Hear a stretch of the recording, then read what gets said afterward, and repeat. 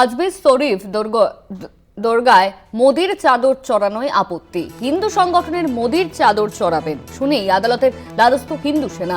মুসলিম শাসনকালের শিব মন্দির ধ্বংস করে ওই দরগা হয়, তা নিয়ে আদালতে মামলা বিচারাধীন। মোদির চাদর চড়াবেন শুনেই আদালতের দ্বারস্থ হিন্দু সেনারা।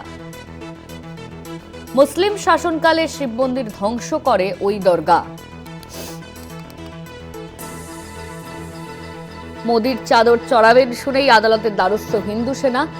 মুসলিম শাসনকালে শিব মন্দির ধ্বংস করে ওই দরগা হয়, তা নিয়ে আদালতে মামলা বিচারাধীন।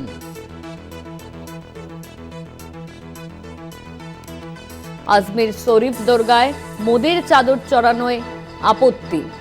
হিন্দু সংগঠনের মোদির চাদর চড়াবেন শুনেই আদালতের দ্বারস্থ হিন্দু সেনা।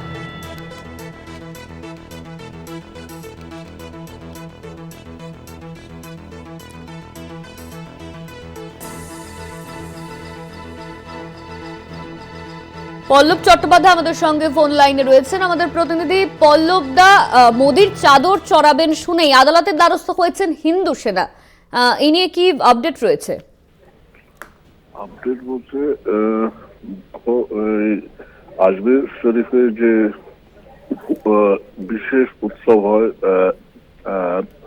বছরে একবার, সেই উৎসব উপলক্ষে অতীতে ভারতের প্রধানমন্ত্রীরা চাদর চড়াতেন। সেই রীতি বজায় রেখেই মোদি আমাদের কেন্দ্রীয় মন্ত্রী কিরেন রিজিজুর হাতে একটা চাদর তুলে দেন, যাতে তাঁর হয়ে রিজিজু সেটা সেখানে দেন। রিজিজু সেই তার একটা ছবি টুইট করার ফলে হিন্দু সেনা আদালতে দ্বারস্থ। তাদের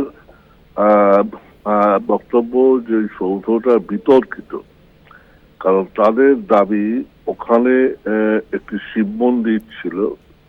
মুসলিম শাসনকালে সেই মন্দির ধ্বংস করে সেখানেই কিন্তু সৌধটি বা দরগাটি তৈরি হয়। এই বিষয়টি নিয়ে আদালতে মামলা আছে। সেই মামলা বিচারাধীন থাকা অবস্থায় কেন্দ্রীয় সরকারের তরফ থেকে সেখানে চাদর চড়ানো ঠিক নয়। মূলত এই দাবিতে হিন্দু সেনা আজমির শরীফেরই একটি আদালতে মামলা করেছে।